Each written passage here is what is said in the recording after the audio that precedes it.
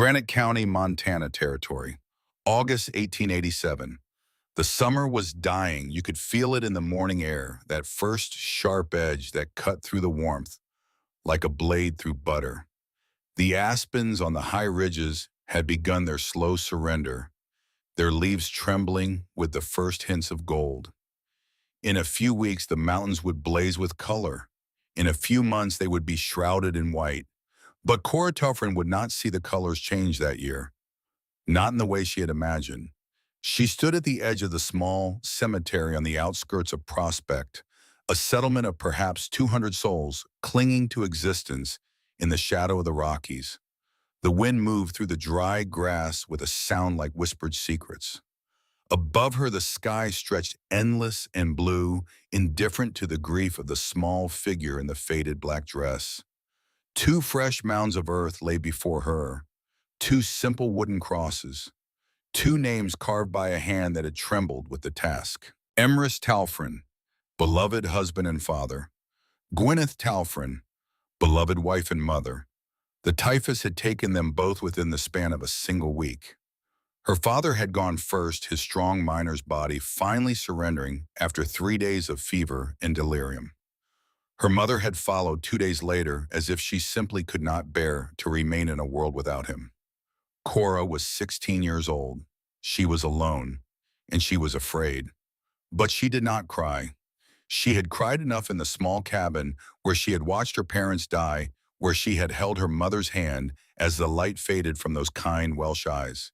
She had cried until there was nothing left inside her but a hollow space where her heart used to be. Now she simply stood, her hands clasped before her dark hair pulled back in a severe braid that made her look older than her years. In her left hand, she clutched a leather journal, its cover worn soft by years of handling. It had been her father's most precious possession, more valuable to him than gold or silver.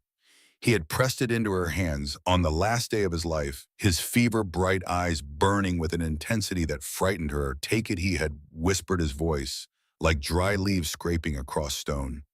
"Everything you need is in there. Remember what I taught you. The earth holds its breath, girl, and its breath is always warm." She had not understood then. She was beginning to understand now. The funeral had been brief. Reverend Ezekiel Holt had spoken the words with genuine sorrow in his deep voice, his weathered face creased with compassion. He was a tall man, thin as a fence post, with hair that had gone white 20 years ago, and eyes that had seen too much suffering to be surprised by anything. He had known Emrys Talfrin, had shared whiskey with him on cold winter nights, had listened to his stories of the Welsh mines. The rest of the town had kept their distance. They stood in small clusters, speaking in low voices, their eyes sliding away from the orphan girl whenever she looked in their direction. She could feel their pity like a physical weight pressing down on her shoulders. But she could also feel something else beneath it. Relief. The Talfrin family had always been outsiders. Emrys had arrived in Prospect 3 years ago with his wife and daughter, drawn by rumors of silver in the hills. He was a miner, a real one, not the amateur prospectors who flooded the territory every spring, chasing dreams of easy wealth. He had worked the coal mines of Wales since he was 12 years old. He knew the earth the way a farmer knows his fields, the way a sailor knows the sea. But he was also strange. He spoke with an accent that marked him as foreign. He had odd ideas about building and heating and the proper way to survive a winter. He did not go to church as often as he should, and he had failed to find the silver that would have made him valuable to the community.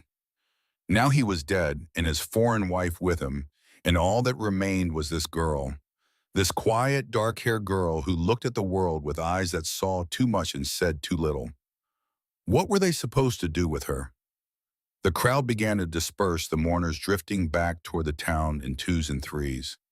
Cora remained at the graveside, her head bowed, the leather journal pressed against her chest. She heard footsteps approaching through the grass and did not look up. "Miss Talfrin." The voice was deep and resonant, accustomed to command. She raised her head and found herself looking at Josiah Blackwell. He was the most important man in Prospect, though he held no official title. He had built this town with his own 2 hands, quite literally. Nearly every structure in the settlement, bore the mark of his craftsmanship, solid log walls and stone fireplaces that had become his signature. He was 55 years old, built like a bear, with a beard that had gone gray at the edges and hands that could crush stone or cradle an infant with equal ease. He had been the one who organized the burial. He had been the one who paid for the coffins and the crosses. Cora knew she should be grateful, but gratitude was beyond her reach at the moment. "Mr. Blackwell," she said. Her voice sounded strange to her own ears, flat and distant. "The council will be meeting tomorrow morning," he said. His tone was not unkind, but it was businesslike. There was no room for sentimentality in this country, not if you wanted to survive. "We need to discuss your situation." "My situation," she repeated. "Your future," he clarified. "You are 16 years old and alone. The law says you are not yet a woman, but the frontier does not care much for such distinctions. You will need to provide for yourself and quickly. Winter is coming." She looked at him. This man who had built a town from nothing, who commanded the respect of every person in Prospect. She saw the calculation in his eyes, the practical assessment of a problem that needed to be solved. She was not a person to him. She was a complication. "I understand," she said. "Good," he nodded once sharply. "The meeting will be at 8 o'clock in the town hall. Do not be late." He turned and walked away, his heavy boots crushing the dry grass beneath his feet. Cora watched him go, her fingers tightening on the leather journal. She felt something stirring in the hollow space where her heart used to be. It was small and cold and hard like a seed buried deep in frozen ground. It was determination. She turned back to the graves one last time. The wind had picked up, carrying with it the scent of pine and distant snow. She thought of her father's hands, broad and strong, scarred by a lifetime of labor. She thought of her mother's voice singing the old Welsh songs as she kneaded bread in the cramped kitchen of their cabin. They had come to this country seeking a new life. They had found only death. But Cora was still alive, and she intended to stay that way. The town hall was a simple structure than one of Josiah Blackwell's earliest creations.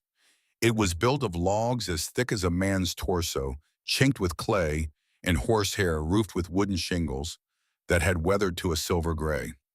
A single room served as meeting hall, courthouse, and church depending on the day of the week and the needs of the community. Cora arrived at precisely 8 o'clock. She had spent the night in the cabin that had been her home for 3 years, though it no longer felt like home. The absence of her parents filled every corner, every shadow. She had not slept. Instead, she had sat at the rough wooden table with her father's journal open before her, reading by candlelight, until the words blurred and her eyes ached. What she found in those pages had changed everything. The council was already assembled when she entered. 7 men sat around a long table at the front of the room. Josiah Blackwell occupied the center chair, his massive presence dominating the space. To his right sat Reverend Ezekiel Holt, his white hair gleaming in the lamplight.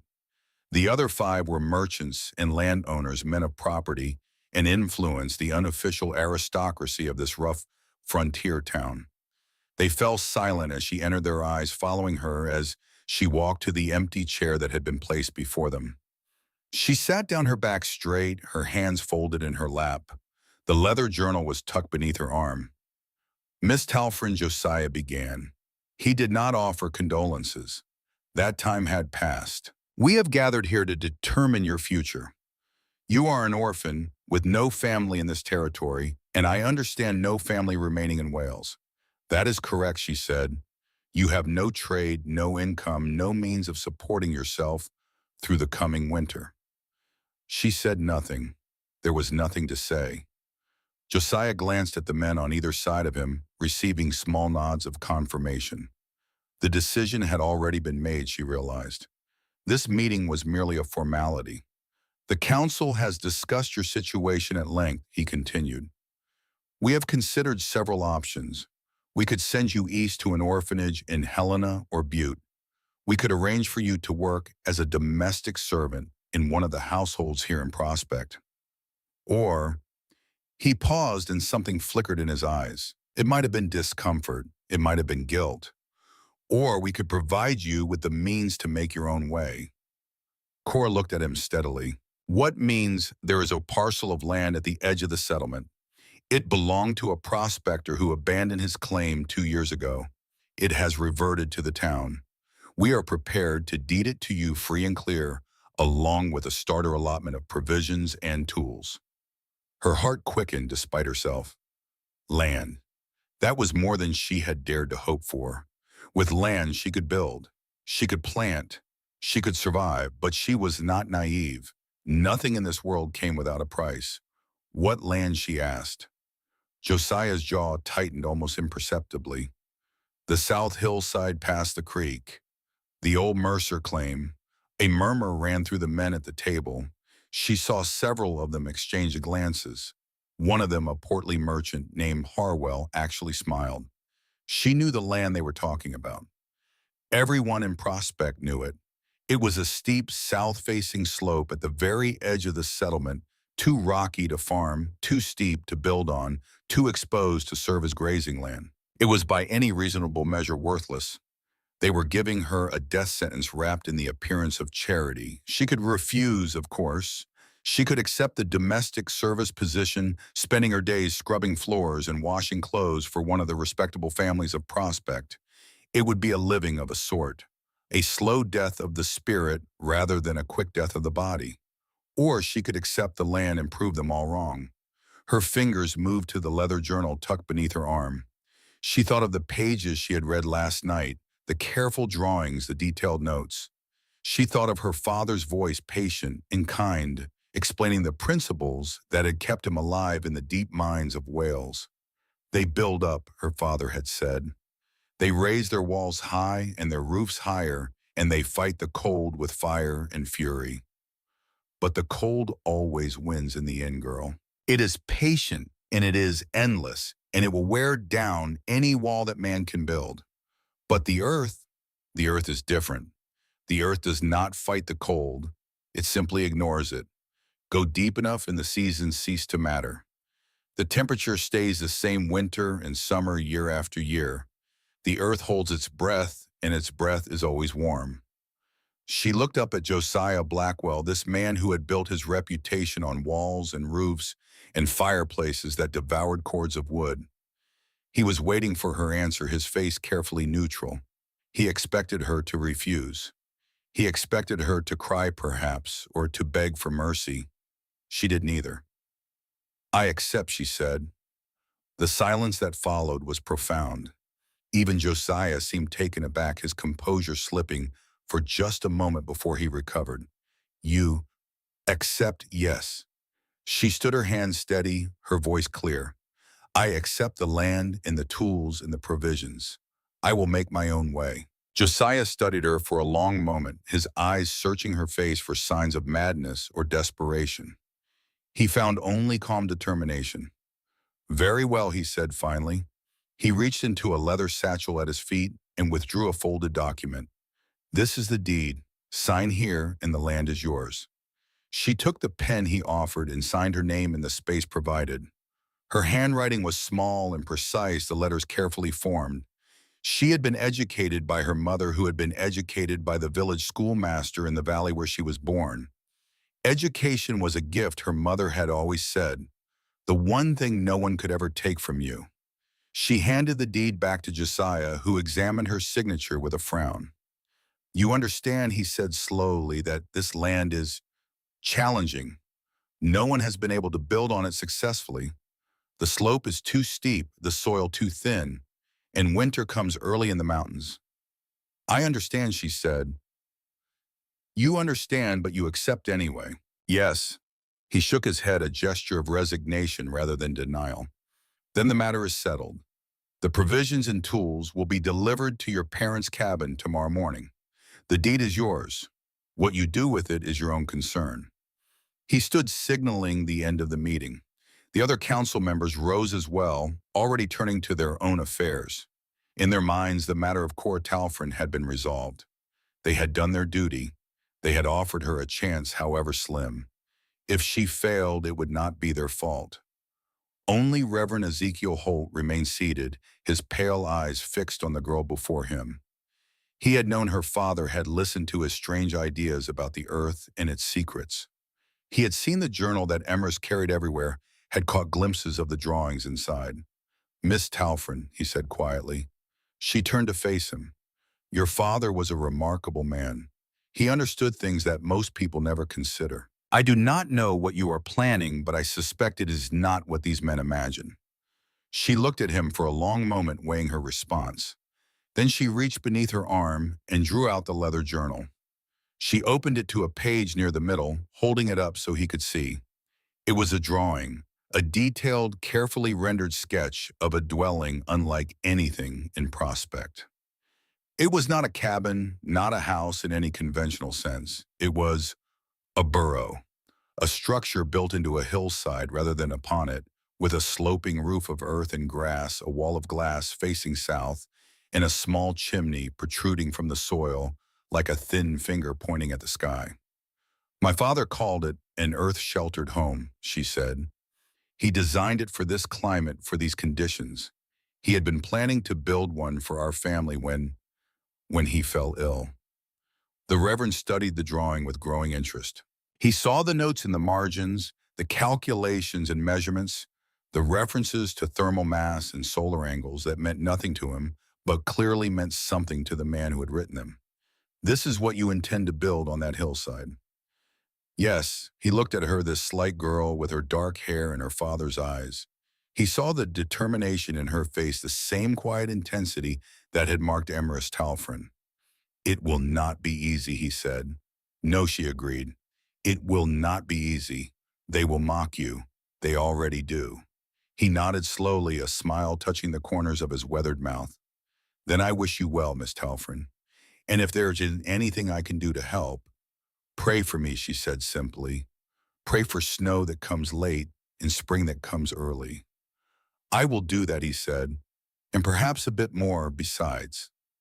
She left the town hall with the deed clutched in her hand and her father's journal pressed against her heart. The morning sun was warm on her face, but she could feel the cold waiting in the shadows, patient and eternal.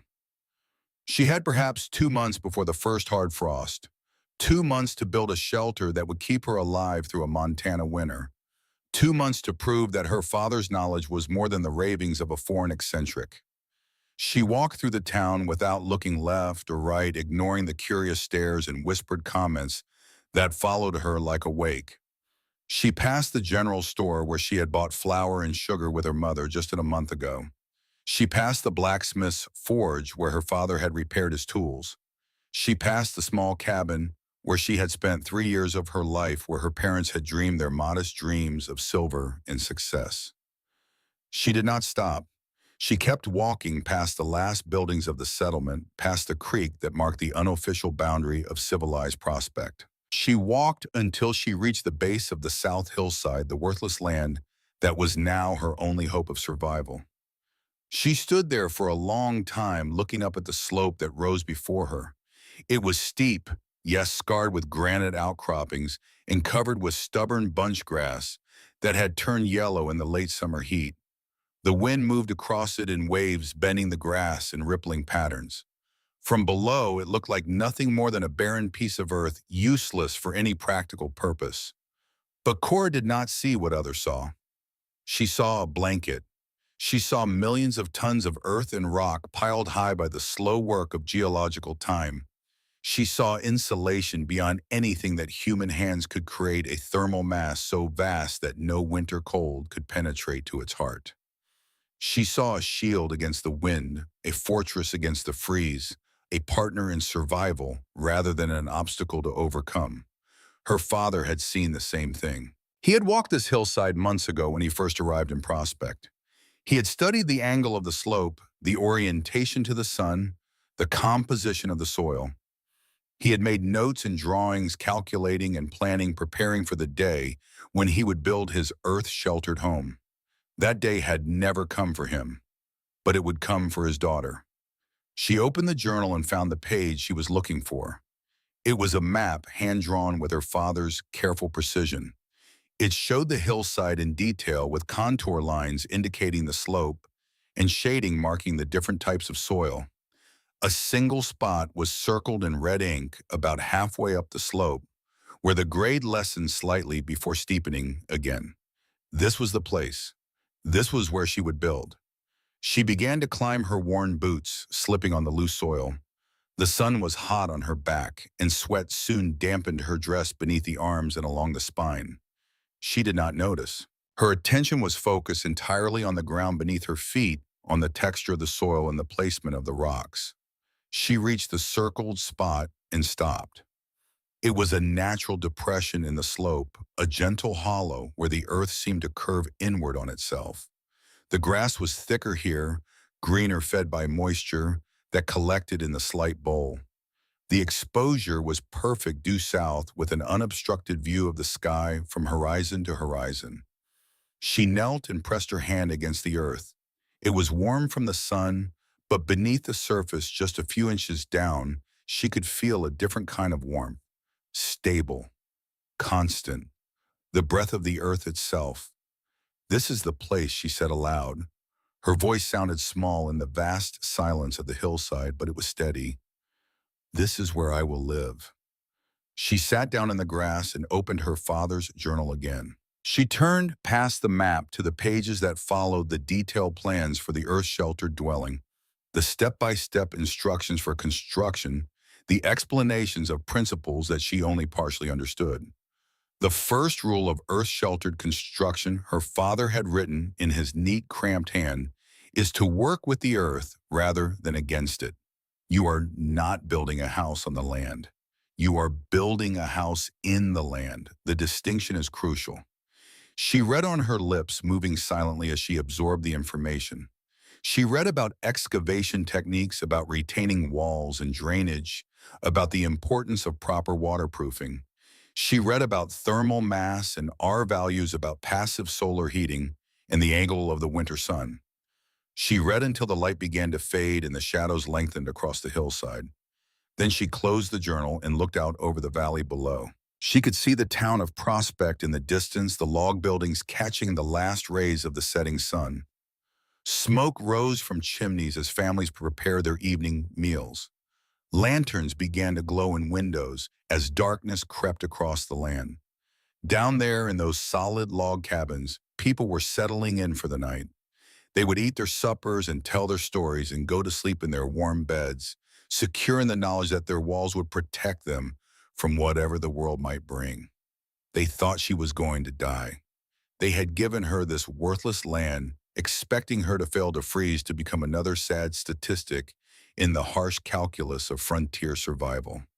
They had done their duty, and now they would wait for the inevitable. But Cora Talfrin had other plans.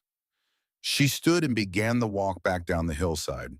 Tomorrow she would receive her tools and provisions. Tomorrow she would begin the work that would either save her life or end it. Tomorrow she would start digging her grave, and she would make it into a home. The supplies arrived at dawn, delivered by a taciturn young man who worked for the general store. He dumped them unceremoniously on the dirt floor of her parents' cabin and departed without a word, clearly uncomfortable in the presence of death and misfortune. Cora surveyed her new possessions. A shovel with a hickory handle worn smooth by years of use. A pickaxe similarly aged. A handsaw with teeth that would need sharpening. A hammer, a hatchet, a coil of rope. A small barrel of flour, a sack of dried beans, a box of salt pork. A blanket, a cooking pot, a tin cup. It was not much. It was barely enough to survive a month, let alone a winter.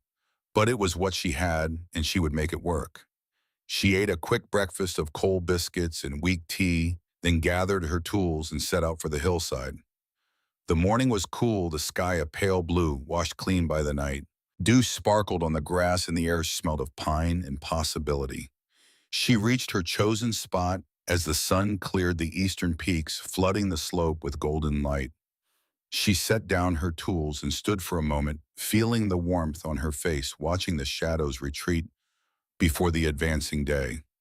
Then she picked up the shovel and drove it into the earth. The first cut was the hardest. The sod was thick and tangled with roots resistant to her efforts.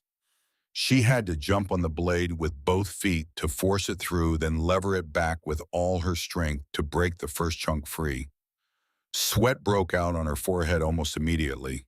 Her arms, unaccustomed to such labor, began to ache within minutes. She did not stop. She fell into a rhythm, driving the shovel deep, levering back, tossing the soil aside.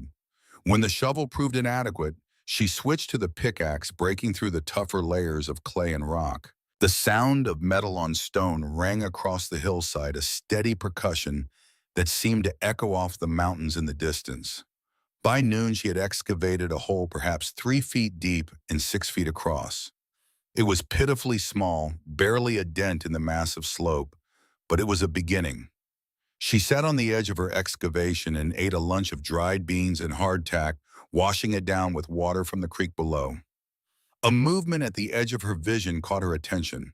She looked up to see 3 figures standing at the base of the hill watching her. Children, she realized. 2 boys and a girl, ranging in age from perhaps 8 to 12. They were pointing at her and laughing, their voices carrying clearly in the still mountain air. She could not hear their words, but she could imagine them. The crazy girl, the orphan, digging in the dirt like a badger. She finished her lunch and went back to work. The children stayed for a while, watching and laughing, then grew bored and wandered away. Cora did not acknowledge their departure. Her world had shrunk to the dimensions of her excavation, to the scrape of steel on stone, to the rhythm of her own labored breathing. She worked until the sun began to set, until her hands were blistered and her back screamed with pain. Then she walked back down the hill to her parents' cabin, ate a meager supper, and collapsed into bed. She was asleep within seconds, her body surrendering to exhaustion, even as her mind raced with plans and calculations. The next day she woke before dawn and did it all again, and the day after that, and the day after that. The town watched. At first there was amusement. The story of the orphan girl digging a hole in the hillside spread through Prospect like wildfire. It was the best entertainment the community had seen in months. People would walk out to the edge of town just to watch her work, shaking their heads at the foolishness of youth. Then the amusement curdled into something else. As the days turned into weeks and the hole grew deeper, the laughter began to fade. There was something unsettling about the girl's persistence, her absolute refusal to give up. She worked from dawn to dusk alone, never asking for help, never acknowledging the stares of the curious townsfolk. The children were the first to give it a name. Cora's Folly. The name stuck. It was spoken in the general store, in the saloon, in the church pews, in the kitchen tables. That Welsh girl is building her own grave, people said. She has lost her mind with grief. Someone should stop her before she hurts herself. But no one did. Josiah Blackwell, for his part, watched the progress with a mixture of concern and contempt. He had built homes all his life. He knew the principles of construction, the properties of wood and stone, the proper way to raise a dwelling that would stand against the elements. What this girl was doing defied everything he knew. "You cannot build in the earth," he told his wife one evening over dinner. "The soil is too unstable. The water will seep in and freeze, and the whole thing will collapse. It is a tomb, just as I told her. She is digging her own grave." His wife, a practical woman named Martha, looked at him with the expression she reserved for his more pronounced moments of certainty. "Perhaps," she said, "or perhaps she knows something you do not." He scoffed. "She is a child, a grieving child with her dead father's delusions. What could she possibly know that I do not?" Martha said nothing, but her silence was eloquent. 3 weeks after she began, Cora had excavated a space roughly 8 feet deep, 12 feet wide, and 18 feet long. The walls were smooth and vertical, shored up with rough-cut logs to prevent collapse. The floor was level and compacted, swept clean of loose debris. It was undeniably a hole. A very impressive hole, perhaps, but a hole nonetheless. She stood at the edge of her excavation as the sun set on another day of labor, her body aching in ways she had not known were possible. Her hands, once soft and smooth, were now calloused and scarred, the nails broken and rimmed with permanent dirt. Her arms had thickened with muscle, and her shoulders had broadened. The pale girl who had stood at her parents' graveside was being transformed into something else, something harder and more resilient.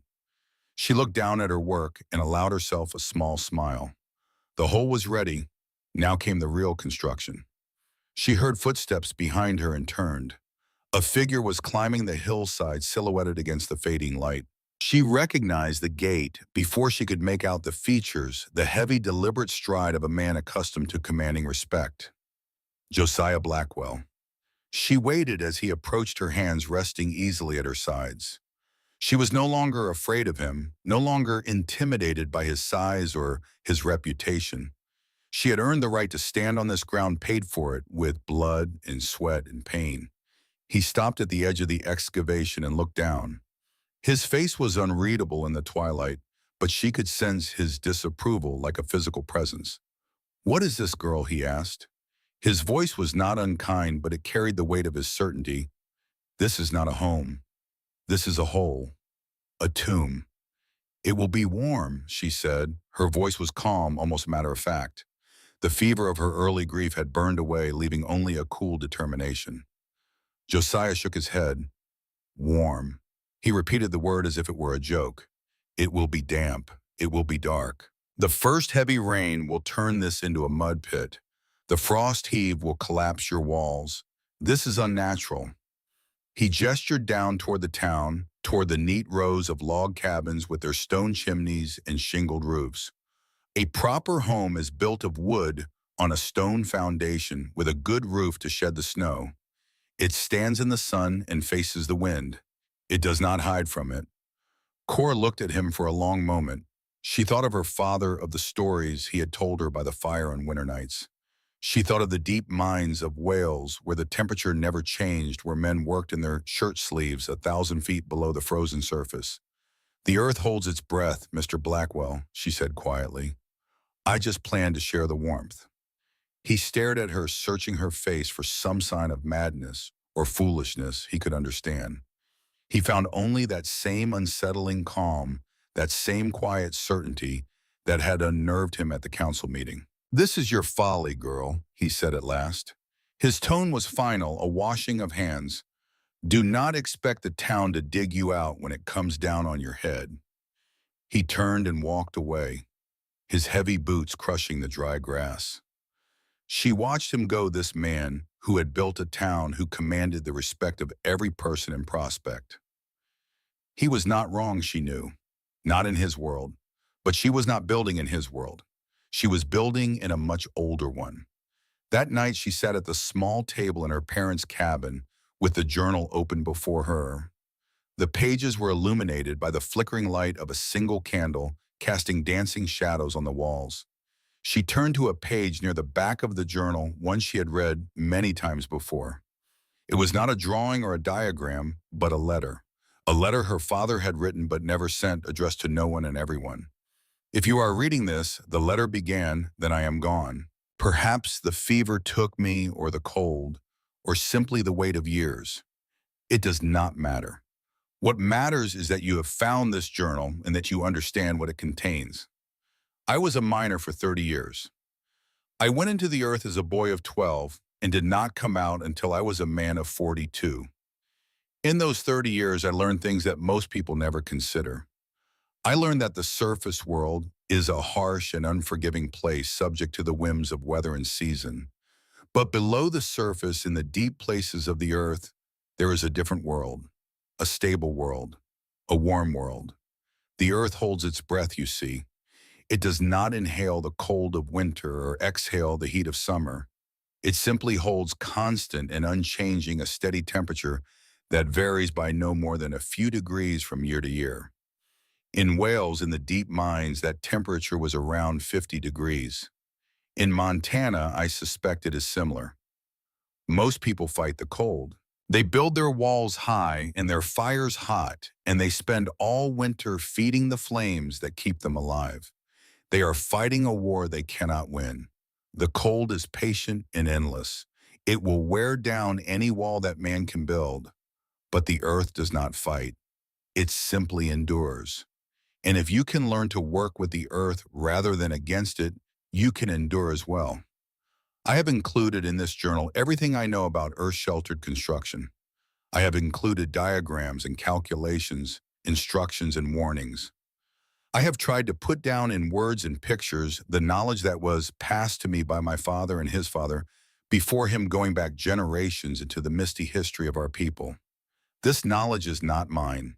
It belongs to the earth, to the deep places, to the slow breath of the world itself. I am only a messenger passing it on to whoever comes after me. If you are my daughter Cora, then you already know much of what is written here. I have tried to teach you in the years we have had together the principles that will keep you alive. Trust what you have learned. Trust the earth. Trust yourself. And remember, they will call it folly. They will mock you and pity you and wait for you to fail. But the earth does not care what they think. The earth only knows what is true. Build deep, build south, and live.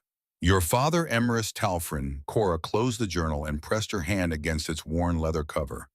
She could almost feel her father's presence in the cabin, his calm voice guiding her through the darkness. I will not fail you, she whispered into the silence. I will not fail. Outside, the wind picked up, rattling the windows of the cabin. In the distance, a coyote howled at the rising moon. Winter was coming, as inevitable as the dawn, and Cora Talfrin was ready to meet it. The construction of the roof began the following week. Cora had been gathering materials for days, salvaging fallen logs from the forest above the settlement, trading what little she had for the supplies she could not find. The work was back-breaking, dragging the heavy timber up the hillside, but she did not complain. She could not afford to complain. The roof was critical. Her father's journal was very clear on this point. An earth-sheltered home was only as good as its roof. If water penetrated, if moisture accumulated, the structure would fail. It would become exactly what Josiah Blackwell had predicted: a tomb. She laid the logs across the top of her excavation, spacing them carefully according to her father's instructions. They were thick, heavy beams cut from pine trees that had fallen in last year's storms. She notched them at the ends so they would lock together, a technique she had learned from watching the builders in town. Over the logs, she laid a layer of smaller branches, then a thick mat of dried grass. This was the drainage layer designed to channel water away from the living space below. Over the grass, she spread the oilcloth that had cost her mother's silver locket, the most precious thing she owned besides the journal itself. She had bargained for the oilcloth with old Mrs. Hennessy at the general store, a hard woman with a sharp tongue and a sharper eye for profit. The locket was worth $20 at least, but Mrs. Hennessy had offered only the oilcloth and a small bag of nails. Cora had accepted without hesitation. The locket was beautiful, but it could not keep her warm. It could not shed water or block the wind. It was a memory, nothing more, and memories would not save her life. With the oilcloth in place, she began the laborious process of replacing the earth she had excavated. She carried it up in buckets, dumping it on the roof and spreading it evenly across the oilcloth. Layer after layer, foot after foot, until the roof was buried under 3 feet of soil. She worked for 2 weeks on the roof alone. By the time she finished, the excavation had all but disappeared. From above or from the sides, there was nothing to see but a slight mound in the hillside covered with disturbed earth that would soon be reclaimed by grass. A few more months and it would be invisible, a seamless part of the landscape. But the most important part was still to come. The front wall, the wall of glass. This was her father's greatest innovation, the element that transformed a mere cave into a living, breathing home. She had been collecting glass for weeks, scavenging from every source she could find. Old windows from an abandoned general store on the edge of town. A few cracked panes from a burned-out trapper's cabin 3 miles to the north. Even the glass from a broken lantern, carefully cleaned and set aside. It was not enough. Not nearly enough. She was sitting on the hillside one afternoon contemplating this problem when she heard footsteps approaching. She looked up to see Reverend Ezekiel Holt climbing toward her, his white hair bright in the autumn sun. "Miss Talfrin," he said, slightly out of breath from the climb, "I hope I am not intruding." "Reverend," she rose to greet him, "you are always welcome." He looked around at the construction site, his pale eyes taking in the buried roof, the shored walls, the carefully graded floor of the interior. She saw surprise in his expression and something else, respect. "This is remarkable," he said. "It is just as your father described. You knew what he was planning." He spoke of it often. He said it was the way his ancestors had survived in the mountains of Wales before the English came with their ideas of proper houses and proper lives. He called it the old way. "It is," she said, "older than any of us can imagine." The Reverend nodded slowly. Then he reached into his coat and withdrew a folded piece of paper.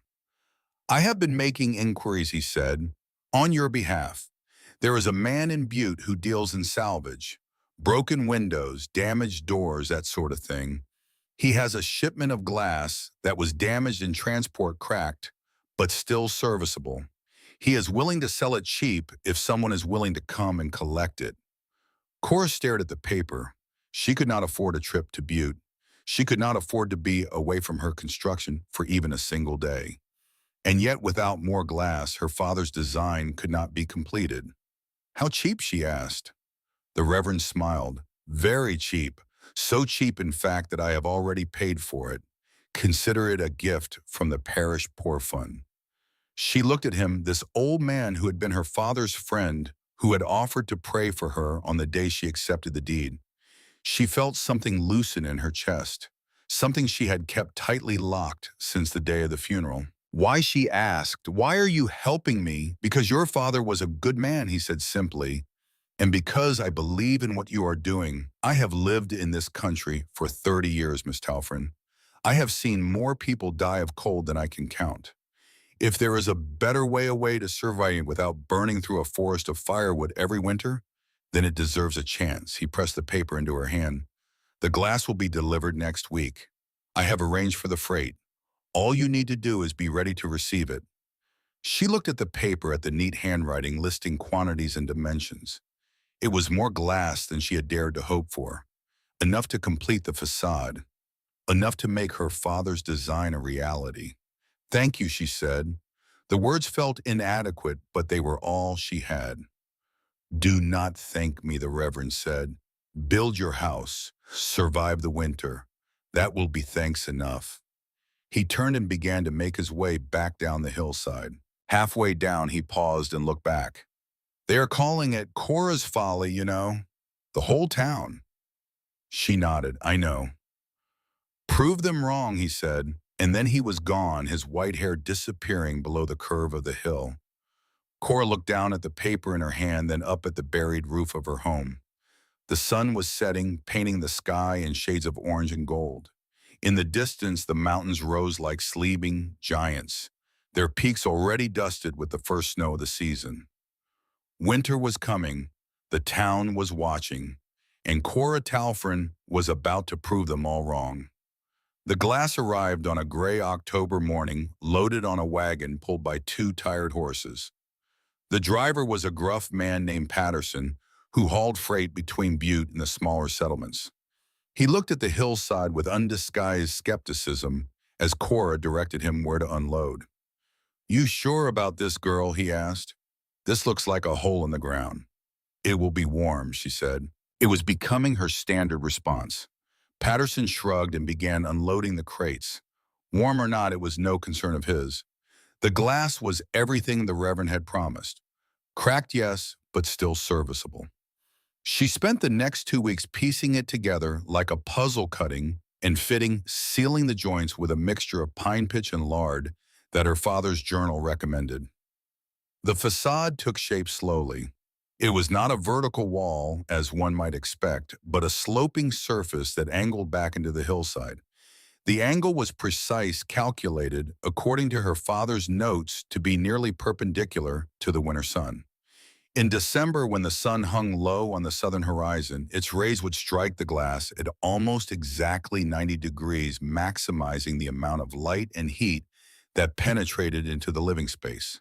In summer, when the sun climbed high overhead, the same angle would cause most of the sunlight to reflect away, keeping the interior cool. It was elegant, it was brilliant, and it was nearly impossible to explain to anyone who had not studied the principles behind it. Josiah Blackwell came to inspect the construction again, drawn by the stories circulating through town. He stood at the base of the hill, his arms crossed, his face dark with disapproval. Glass walls, he said, in Montana, in winter. Yes, Cora said. The cold will pour through that glass like water through a sieve. Glass has no insulation value whatsoever. You might as well have no wall at all. The glass is not for insulation, she explained patiently. It is for heat collection. He stared at her. Heat collection. The sun, Mr. Blackwell, even in winter the sun provides heat. My wall of glass will capture that heat and store it in the earth itself. At night, when the temperature drops, the earth will release the stored heat back into the living space. He shook his head slowly. That is not how heat works. That is not how any of this works. She could have argued. She could have explained the principles of passive solar heating of thermal mass and radiant energy. But she knew it would be useless. He was a man of wood and stone, of axe and hammer. He understood the world through the lens of his own experience, and his experience told him that she was wrong. We shall see, she said simply. He left without another word. The construction continued. She built a small alcove at the back of the main chamber for her goat, the one animal she had managed to save from the sale of her parents' possessions. The goat would provide warmth through its body heat milk for her morning tea and companionship through the long winter nights. She installed a tiny cast iron stove purchased with the last of her money from a widow in town who was moving east.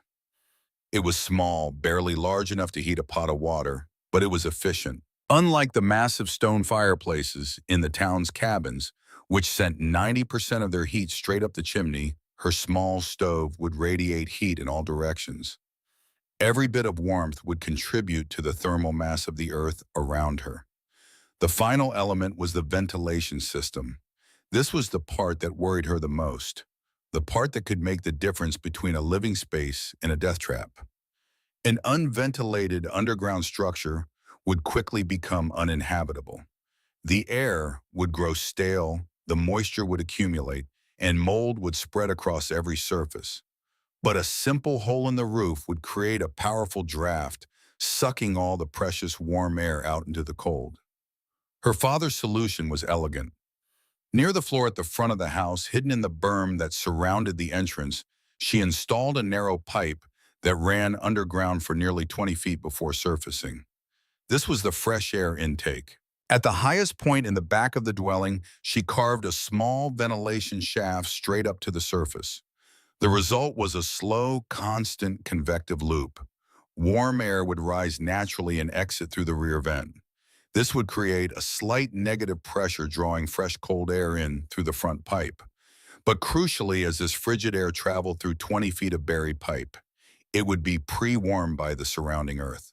By the time it entered the living space, it would be cool, but not freezing, fresh, but not deadly. It was the difference between a tomb and a womb. By mid-November, with the first bitter winds beginning to strip the last leaves from the aspens, she was finished. She stood at the entrance to her home looking out over the valley. The sun was setting, casting long shadows across the landscape. In the town below, smoke rose from 100 chimneys as families prepared for another cold night, feeding their fires, burning their wood. Behind her, in the gentle warmth of her earth-sheltered dwelling, a small fire crackled in the cast-iron stove. The goat chewed contentedly in its alcove. The temperature was 60 degrees and holding steady. She had done it. Against all odds, against all expectations, she had built her father's dream. But the true test was yet to come. She turned and walked back into her home, pulling the heavy wooden door shut behind her. The sound of the wind faded to a distant whisper, muffled by 3 feet of earth and stone. She sat down on her narrow bed, a simple frame with a straw mattress that she had built herself, and pulled her father's journal onto her lap. She opened it to the last page, the one she had not read until now. It was another letter, but this one was different. This one was addressed directly to her. My dearest Cora, it began. If you are reading this, then you have done what I could not.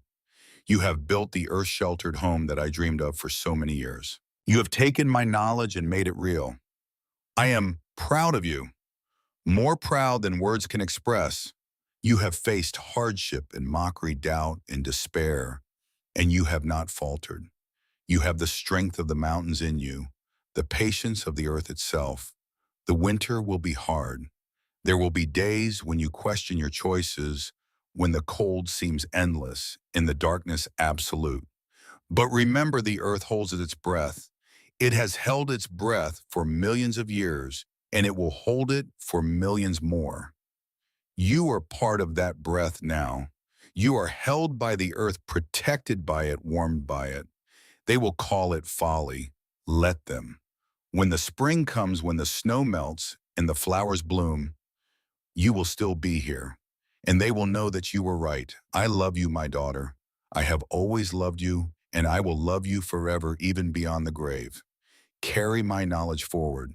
Pass it on to those who will listen. And never ever stop believing in the wisdom of the deep places. Your father now and always, Emrys Talfrin. Cora closed the journal and held it against her heart. Outside, the wind howled and the temperature dropped, but inside her home, inside her father's dream, she was warm. She was ready. Let winter come. The first snow came on the 23rd of November. Cora woke to a world transformed. The hillside that had been brown and gold the night before was now draped in white, a pristine blanket that softened every edge and muffled every sound. She stood at her glass facade and watched the flakes drift down from a sky the color of old pewter, each one catching the faint morning light before settling into the growing accumulation. Inside her dwelling, the temperature held steady at 58 degrees. She had been monitoring it obsessively since moving in, marking the readings in her father's journal every morning and every evening. The patterns was clear. During the day, when the sun shone through her wall of glass, the temperature would rise to the mid-60s. At night, when the cold pressed in from all sides, it would drop to the mid-50s. The fluctuation was small, manageable, nothing like the violent swings that plagued the wooden cabins in town. The thermal mass was working. The earth was holding its breath. She spent that first snowy morning tending to the small tasks that filled her days. She fed the goat, a temperamental creature she had named Gwen after her mother's sister back in Wales. She stoked the fire in her cast iron stove, adding just enough wood to bring the temperature up to 60. She ate a breakfast of porridge made from the last of her oats, sweetened with a precious spoonful of honey. Then she sat by the glass wall and watched the snow fall, thinking about the winter ahead. Her provisions were adequate but not generous. She had flour enough for perhaps 2 months of bread if she was careful. She had salt pork and dried beans, a small barrel of potatoes, a few jars of preserved vegetables that she had traded labor for in the fall. She had firewood stacked in a covered alcove just inside the door, enough for the entire winter if her calculations were correct. And they had to be correct. There would be no second chances. The snow continued for 3 days. When it finally stopped, nearly 2 feet had accumulated on the hillside. Cora strapped on the crude snowshoes she had fashioned from willow branches and leather strips and made her way down to the creek to fetch water. The journey, which had taken 10 minutes in the autumn, now took nearly an hour. She passed no one on the way. The town was quiet, its inhabitants huddled inside their cabins, feeding their fires, waiting for the cold to pass. Smoke rose from every chimney, thick and constant, evidence of the wood being consumed by the hour. Cora looked at that smoke and thought about the mathematics of survival. A typical log cabin in Prospect burned through 4 to 5 cords of firewood each winter. A cord was a stack 4 feet high, 4 feet wide, and 8 feet long. 5 cords represented approximately 200 cubic feet of solid wood, the product of dozens of trees, countless hours of cutting and splitting and stacking. Her earth-sheltered home, with its massive thermal mass and passive solar heating, would consume perhaps 1/5 of that amount, maybe less. The difference was not just a matter of convenience. It was a matter of life and death. She had seen it happen before in the hard winter of her first year in Montana. A family named Kowalski, Polish immigrants who had arrived with nothing but hope and determination. They had built a small cabin on the edge of town, a crude structure with gaps in the walls, and a fireplace that devoured wood like a hungry beast. When the deep cold came in January, their woodpile ran out.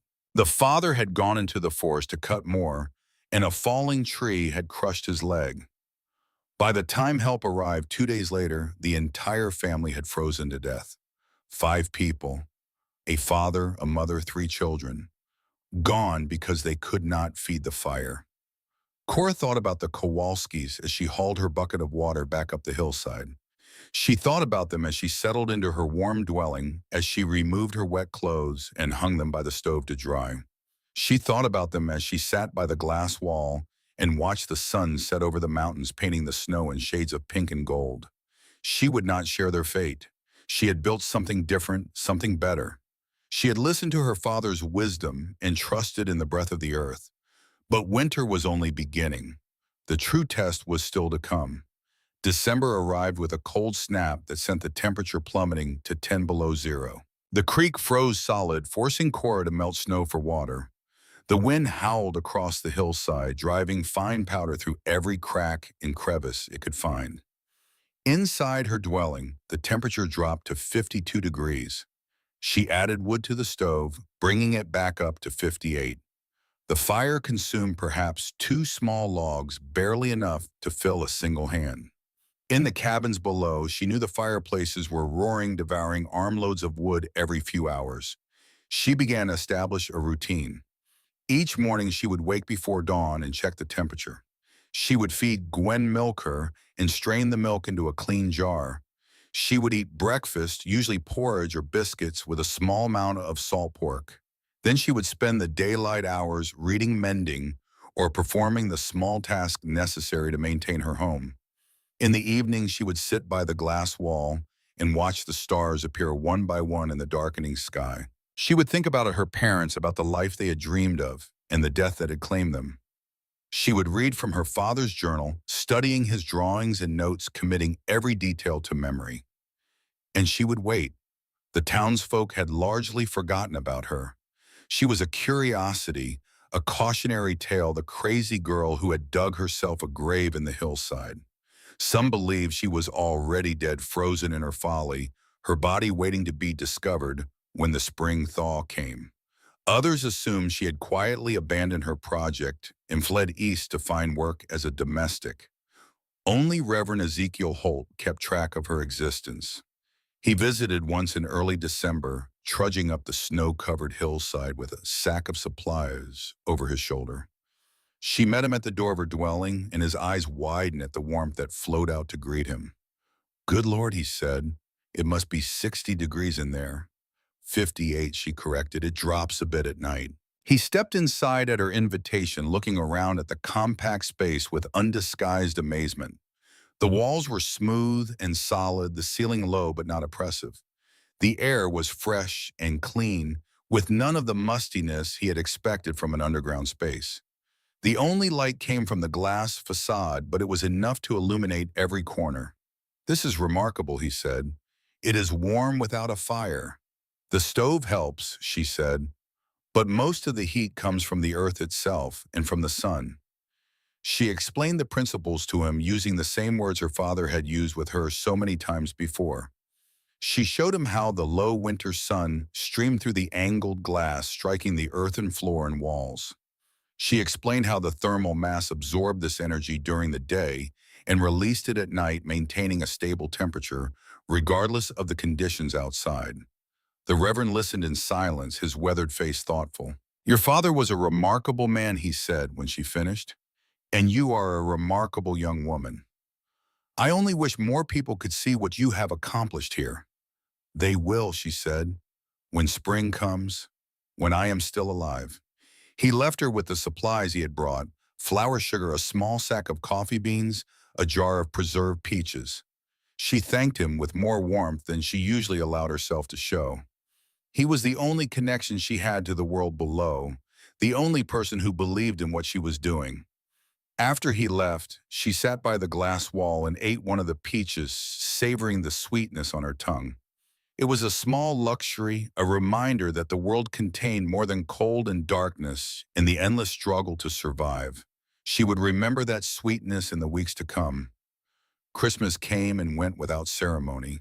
Cora marked the day by reading aloud from her mother's Welsh Bible, the only book she owned besides her father's journal. She read the story of the nativity of a child born in a humble shelter of hope, arriving in the darkest time of the year.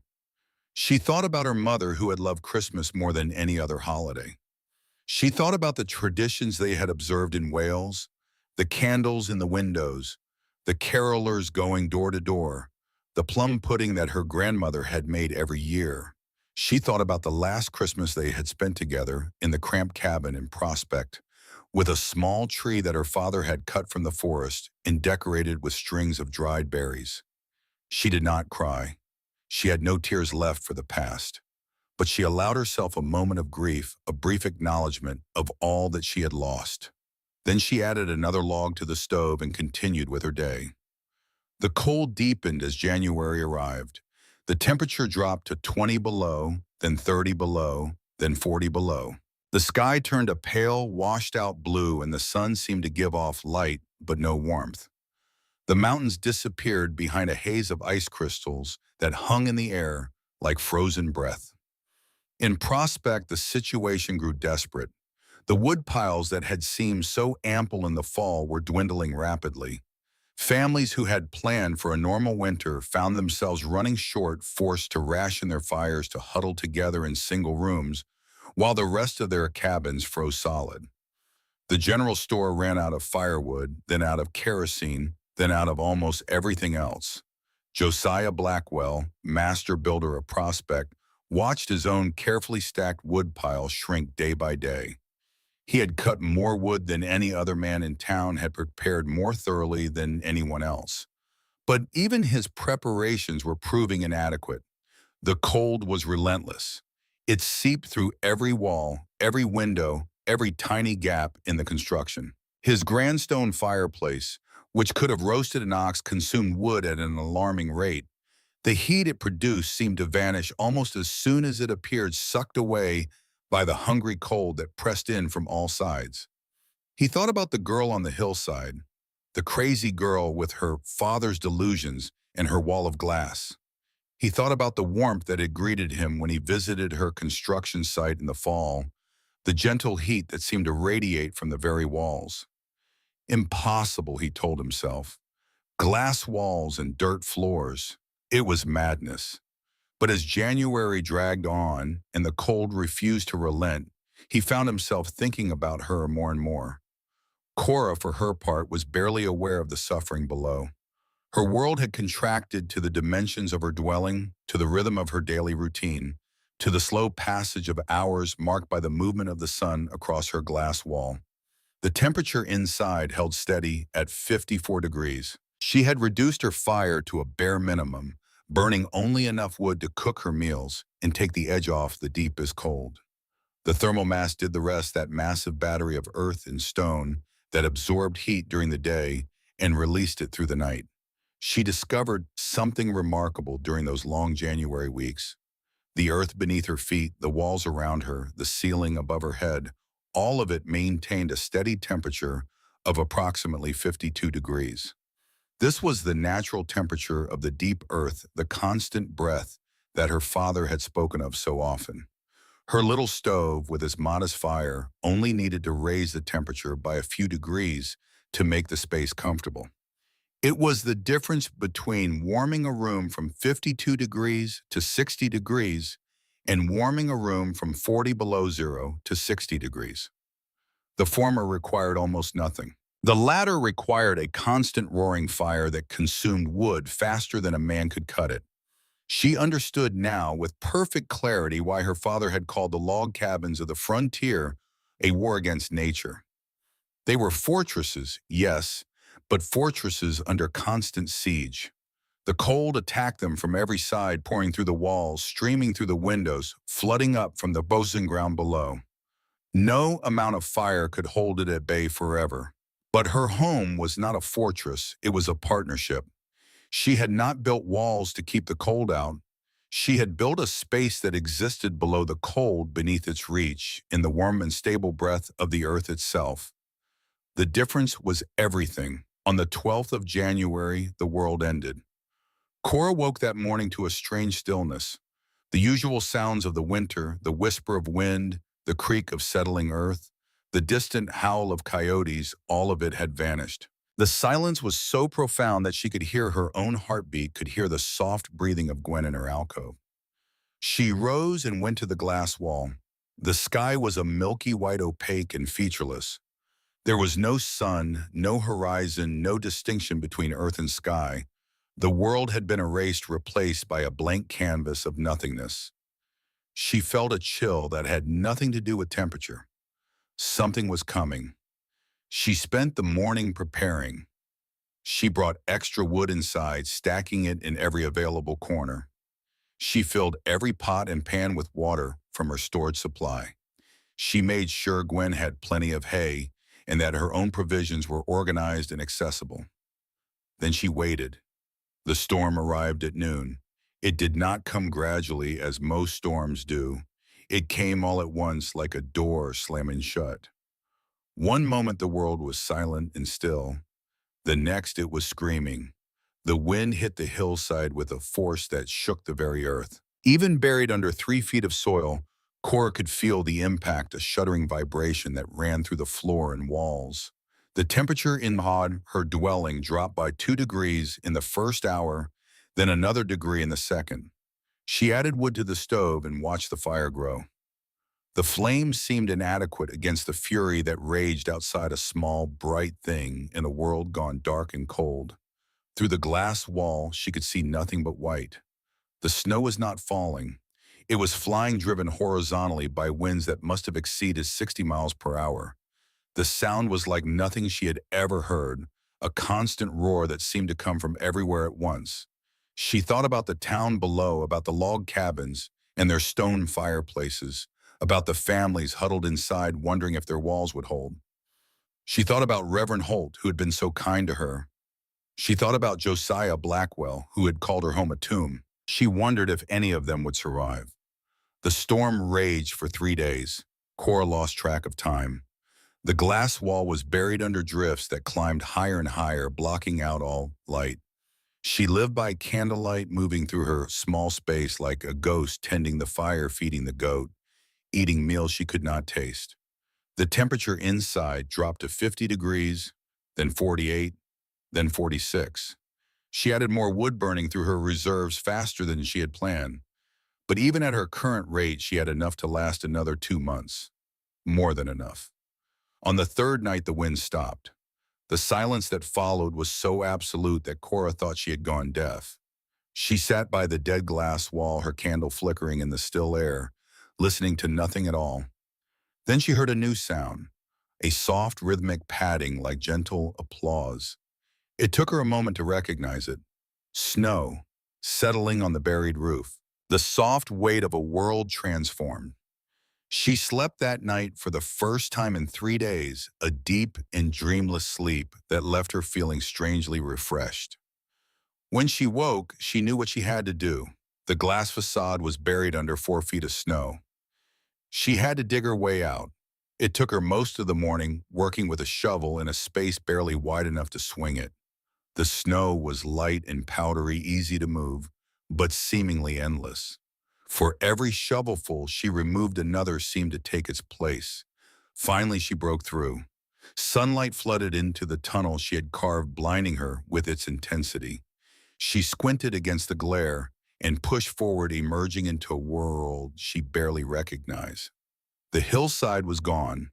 In its place was a smooth white plain broken only by the occasional rock outcropping or tree branch poking through the surface. The snow was at least 10 feet deep, in places sculpted into fantastic shapes by the wind. She looked down toward the town and felt her heart stop. Prospect was buried. The buildings that had seemed so solid, so permanent, were now nothing more than lumps beneath the snow. Smoke rose from a few chimneys, thin and desperate, but many of the cabins showed no sign of life at all. The streets had vanished. The fences had vanished. Even the creek had vanished, buried beneath the white. She stood there for a long moment, trying to comprehend what she was seeing. The storm had been worse than anything she had imagined, worse perhaps than anything this territory had ever seen. She thought about the people down there, the families who had mocked her, the men who had given her worthless land expecting her to die. She thought about their children, their livestock, their carefully stacked wood piles that had not been enough. She thought about Reverend Ezekiel Holt. Then she turned and went back inside her home. She added wood to the stove, bringing the temperature back up to 58 degrees. She ate a small meal of biscuits and salt pork. She sat by the glass wall now clear of snow and watched the sun move across the sky. She was alive. She was warm, and she knew that soon, very soon, someone would come. The morning after the storm, Cora made a decision. She could not simply wait in her warm burrow while the town suffered. Whatever they had done to her, whatever they had said about her, they were still human beings. They were still her neighbors in the loosest sense of the word, and some of them, perhaps many of them, were dying. She bundled herself in every piece of warm clothing she owned. She strapped on her willow snowshoes. She filled a sack with what provisions she could spare: a few pounds of flour, some dried beans, a small jar of the preserved peaches that Reverend Holt had given her mother. Then she began the impossible journey down the hillside. The snow was treacherous. Even with snowshoes, she sank to her knees with every step. The drifts were unpredictable, sometimes firm enough to support her weight, sometimes collapsing without warning and swallowing her to the waist. The cold was intense, the kind of cold that burned exposed skin and turned breath to ice. It took her 2 hours to cover the quarter-mile to the edge of town. What she found there would haunt her for the rest of her life. The first cabin she came to belonged to a family named Patterson. She knew them vaguely, a husband and wife with 2 young sons. The cabin was completely buried, only the chimney visible above the snow. No smoke rose from it. She called out, her voice strange and small in the vast white silence. There was no answer. She began to dig. It took her an hour to clear enough snow to reach the door. The wood was frozen solid, coated with a thick layer of ice. She hammered at it with the handle of her shovel until it finally gave way. The cold that poured out was different from the cold outside.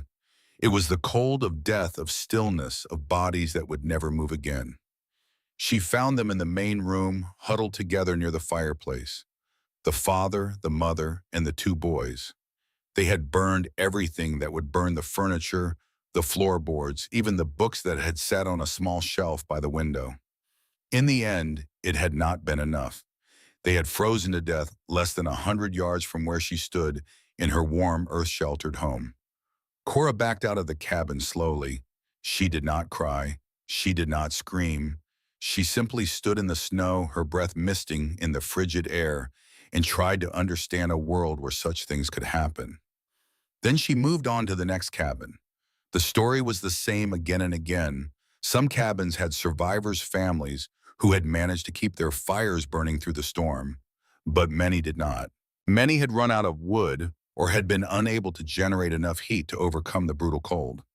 Many had simply given up, succumbing to the exhaustion and despair that came with a battle they could not win. By the time she reached the center of town, she had counted 7 dead. The survivors were in little better shape. They emerged from their cabins like ghosts, their faces pale and drawn, their eyes hollow with the memory of what they had endured.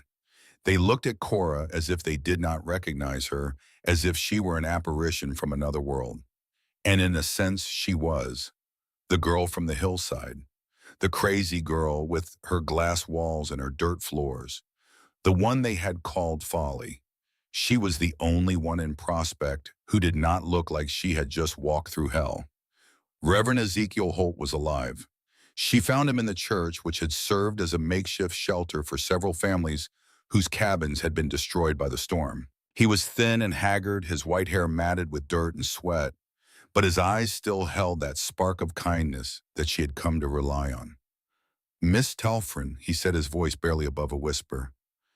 "You survived." "I did," she said, "and I can help." She spent the next 3 days doing what she could for the survivors. She helped dig out buried cabins. She shared her provisions with families who had nothing left. She helped carry the dead to the church, where they were laid out in neat rows waiting for the ground to thaw enough for burial. But the most important thing she did was talk. She told them about her earth-sheltered home. She explained how it worked, why it worked, what made it different from the log cabins that had failed so many of them. She showed them her father's journal with its careful drawings and detailed notes. At first, they did not believe her. How could they? Everything she said contradicted everything they knew about building, about heating, about surviving in this harsh land. But then she invited them to see for themselves. She led a small group up the hillside, breaking trail through the deep snow. Josiah Blackwell was among them, his face set in lines of skepticism and doubt. He had lost two neighbors in the storm, men he had known for years. He was looking for someone to blame. They reached the entrance to her dwelling, a small gap in the snow that led down to the glass facade. Cora went first, descending into the warmth that had been her salvation. The others followed one by one. She would never forget the expression on Josiah Blackwell's face when he stepped inside. The skepticism melted away, replaced by something like wonder. He reached out and touched the earthen wall, feeling its warmth, its solidity, its impossible comfort. How he asked, just as he had asked before. But this time he actually wanted to know.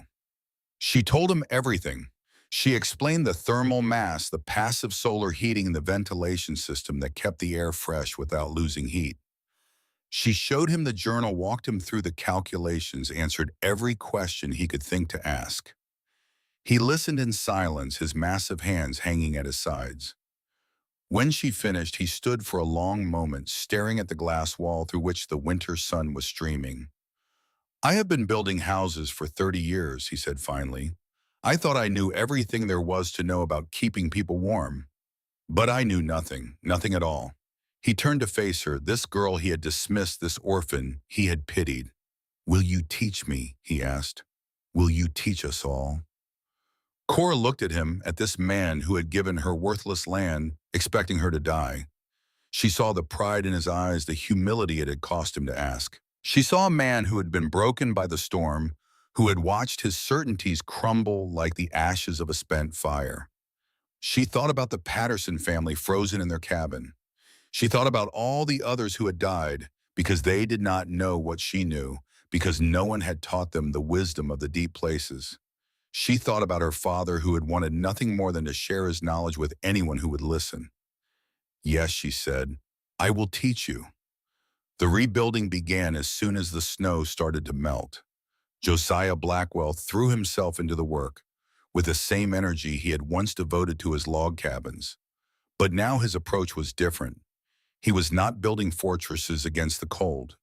He was building partnerships with the earth. Under Cora's guidance, he began construction of what he called banked cabins. These were hybrid structures combining his expertise in log construction with her knowledge of earth-sheltered design. They were built into hillsides rather than on flat ground. They had thick earthen berms on three sides and glass facades facing south. They had underground ventilation systems and thermal mass floors. They were warm, remarkably impossibly warm. The first banked cabin was completed in early March. It belonged to a widow named Mrs. Hennessy, the same woman who had taken Cora's mother's locket in exchange for oilcloth. She had lost her own cabin in the storm and had been living in the church with the other refugees. When she stepped inside her new home for the first time, she burst into tears. "I did not believe," she said, clutching Cora's hand. "I thought you were mad. I thought you were going to die." She pressed something into Cora's palm. It was the silver locket, the one that had belonged to her mother. "I kept it," Mrs. Hennessy said. "I do not know why. Perhaps I knew somehow that you would come back for it." Cora closed her fingers around the cool metal, feeling the familiar weight of it in her hand. She thought about her mother, who had worn this locket every day of her married life. She thought about her father, who had given it to her mother on their wedding day. "Thank you," she said, "but you should keep it. You need it more than I do." Mrs. Hennessy shook her head firmly. "No, it belongs to you. It has always belonged to you. I was just holding it for a while." She pressed the locket into Cora's hand once more, and then turned away, embarrassed by her own emotion. Cora put the locket around her neck, feeling it settle against her chest like a small, warm heart. She would wear it for the rest of her life. The weeks that followed were the busiest of Cora's existence. She was no longer the crazy girl on the hillside, the orphan they had given worthless land. She was the one who knew, the one who could teach, the one who had survived. People came to her with questions, with problems, with desperate pleas for help. She answered them all patiently and thoroughly, just as her father had taught her. She drew diagrams in the dirt. She calculated angles and ratios. She walked hillsides and examined soil, looking for the perfect spots to build. Josiah Blackwell became her most devoted student. He followed her everywhere, absorbing her knowledge like a sponge. His massive hands, which had once built only with wood and stone, now learned to shape the earth itself.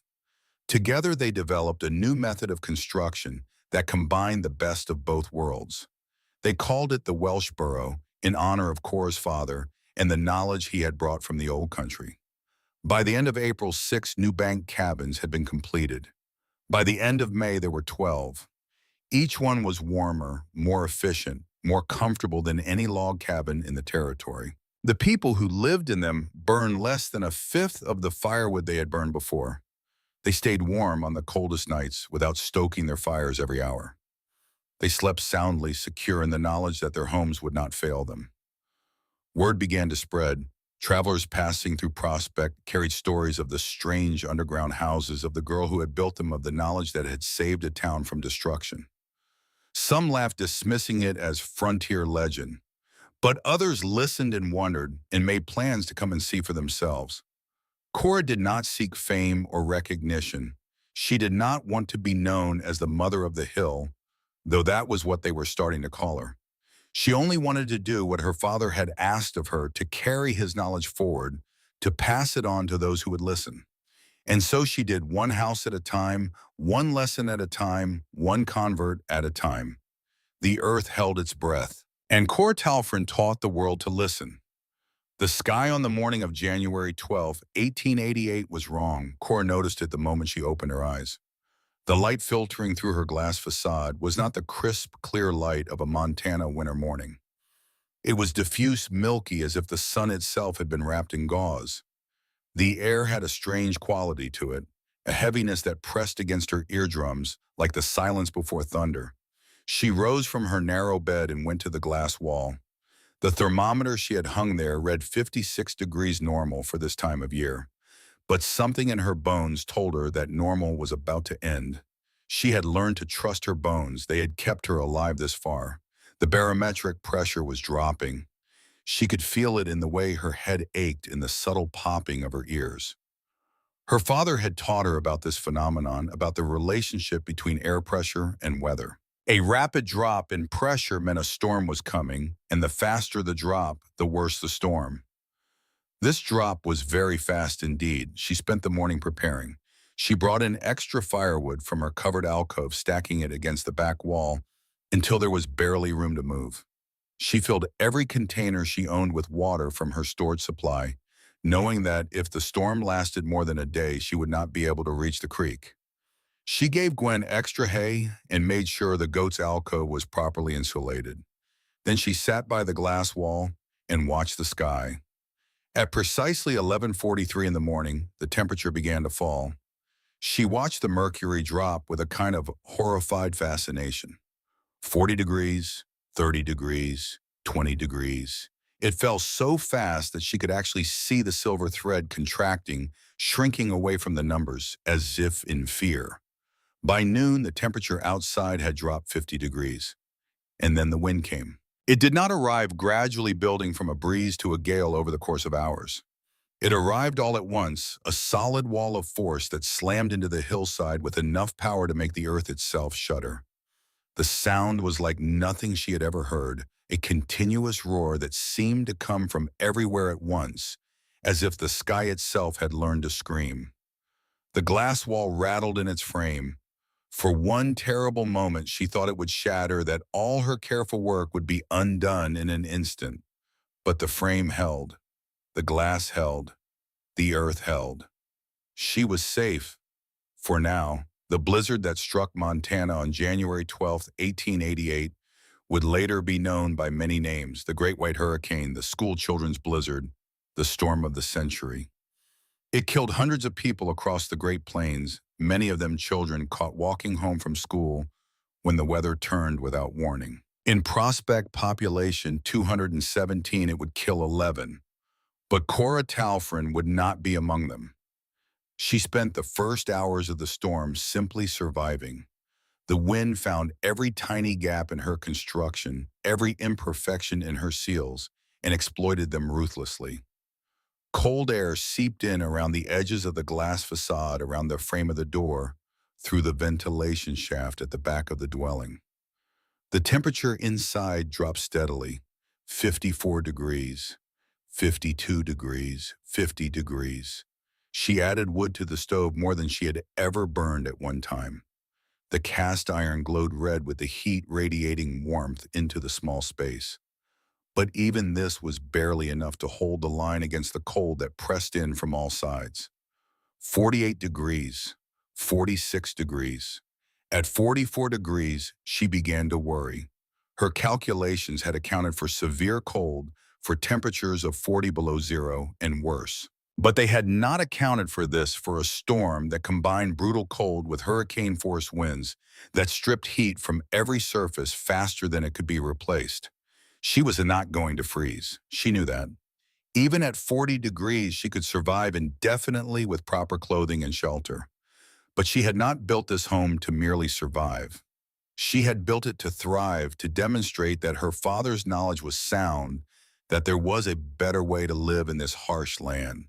If she emerged from this storm, having barely survived, having huddled in the cold like everyone else, then she had proved nothing.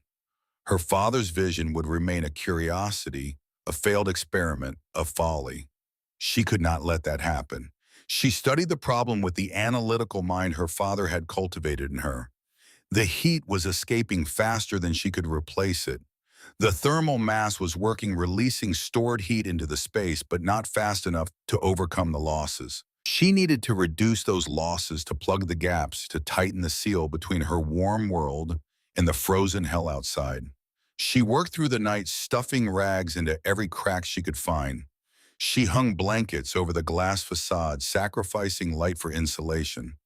She built a small vestibule out of stacked firewood and spare canvas, creating an airlock between the door and the main living space. By dawn, the temperature had stabilized at 50 degrees.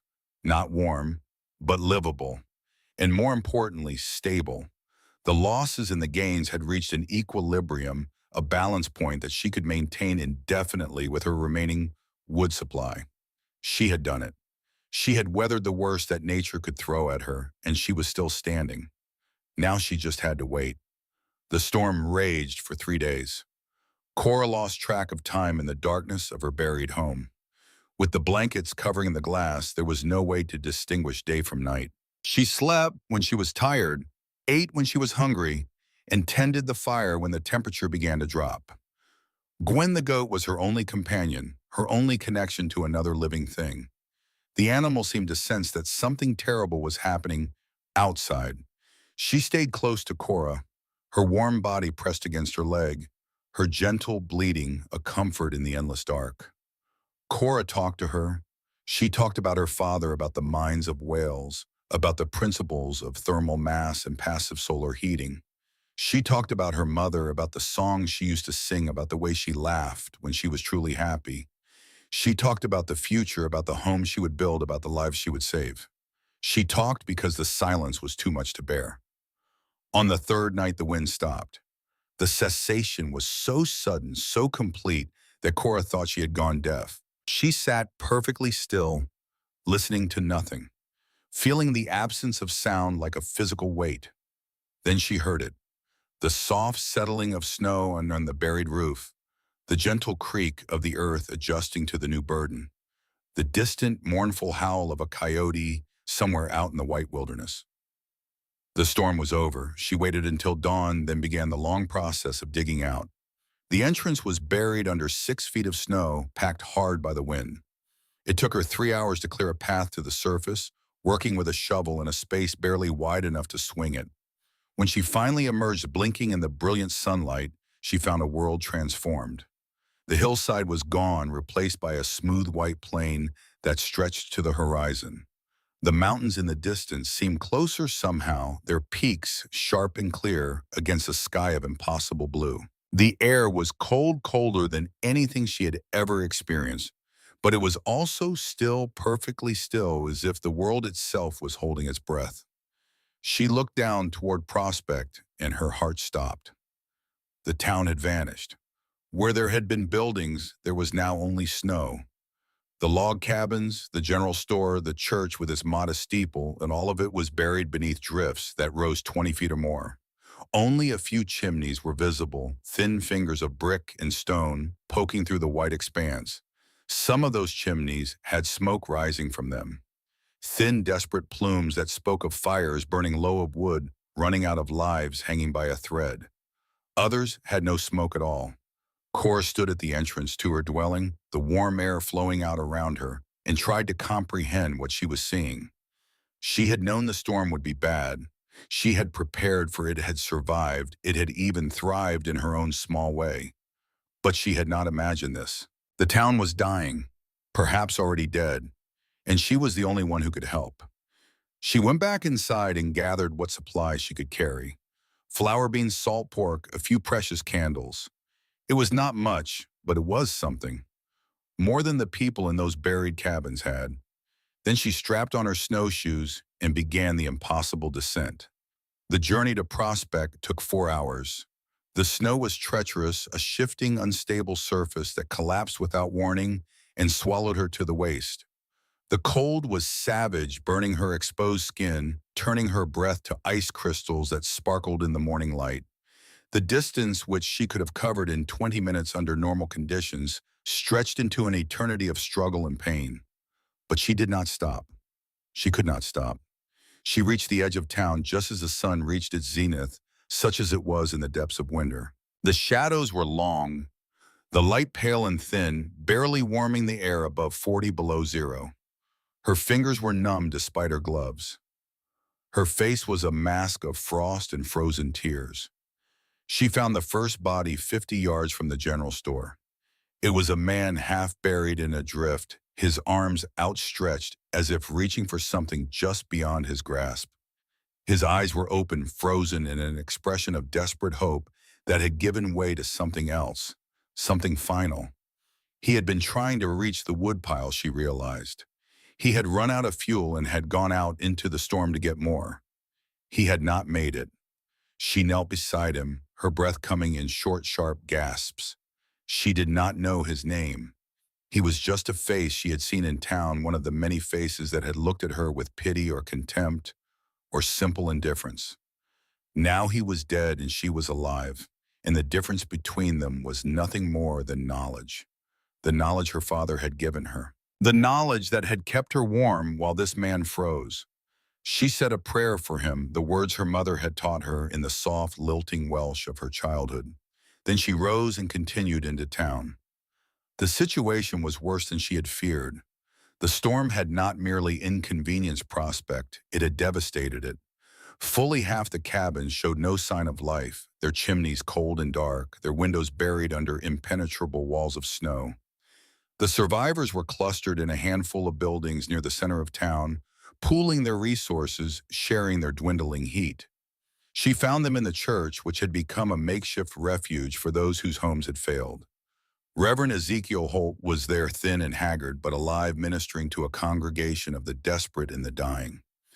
Josiah Blackwell was there, his great beard crusted with ice, his eyes hollow with exhaustion and something that might have been despair. They looked up as she entered, and she saw the same expression on every face: disbelief, confusion, and something else, something she had never seen directed at her before. "Hope, Miss Talfrin." Reverend Holt said, his voice cracking with emotion. "You survived." She nodded, unable to speak. The warmth of the church, such as it was, pressed against her frozen skin like a physical blow. After hours in the killing cold, even 50 degrees felt like a furnace. How Josiah Blackwell demanded. He rose from his seat, his massive frame swaying with fatigue. How are you alive? I saw your hillside. It is buried under 10 feet of snow. Nothing could have survived up there. Cora looked at him, this man who had given her worthless land, expecting her to die. She saw the fear in his eyes, the dawning realization that everything he knew, everything he had built his life upon was wrong. The earth holds its breath, Mr. Blackwell, she said quietly. I just shared the warmth. He stared at her, uncomprehending. Then slowly something shifted in his expression. The fear gave way to curiosity, and the curiosity gave way to something else. Something she had never seen in his eyes before. Respect, show me, he said.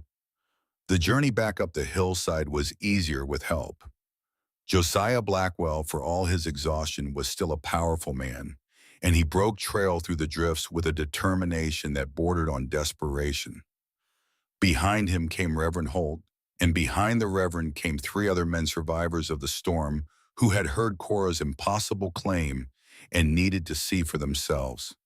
They reached the entrance to her dwelling just as the sun began to set, casting long purple shadows across the snow. The excavated path she had dug that morning was already beginning to fill in the wind, redistributing the snow with patient, relentless efficiency. She led them down into the earth.